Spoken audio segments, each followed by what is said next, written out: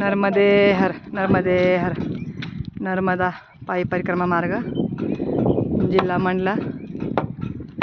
तर आम्ही इथे आता आहोत सहस्रभाऊ धारा.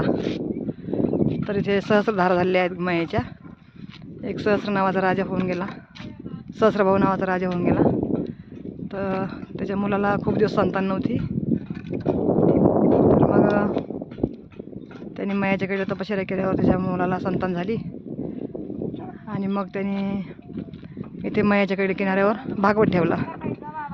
भागवत ठेवल्यावर मग ऋषीमुनींना जीव घालायचं ठरवलं. मग खूप ऋषीमुनी बोललो जेवायसाठी. तर मग ते ऋषीमुनी म्हणले आम्ही दक्षिण तटावर नाही जेवणार. दक्षिण तट हा पितृतट आहे आणि आम्ही ऋषीमुनी त्याच्यामुळं आम्हाला दक्षिण तटावर जेवण्याचा अधिकार नाही आहे. मग सहस्रभाऊने मायाला विनंती केली आणि तिला एक साईडला वळवून दिले. आणि मग उत्तर तटावर सहस्रभाऊने ऋषीमुनींना भोजन दिले.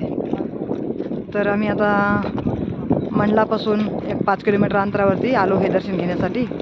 पण परिक्रमावासियांना काही नियम येतं की मयाचं उल्लंघन करायचं नाही आहे, तिला पार करून जायचं नाही आहे. तर ती अर्ध्याच्या पुढं पार करायची इथं गरज भासते.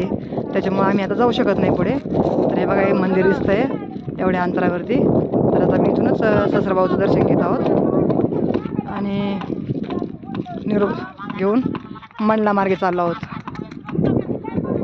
तर ही अशी कथा आहे सहस्रभाऊची. हे अशी आम्ही नर्मदे हार बाबा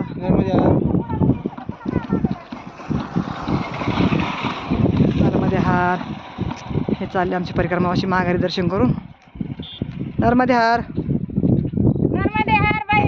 धन्यवाद आम्हाला सहस्रभाऊ.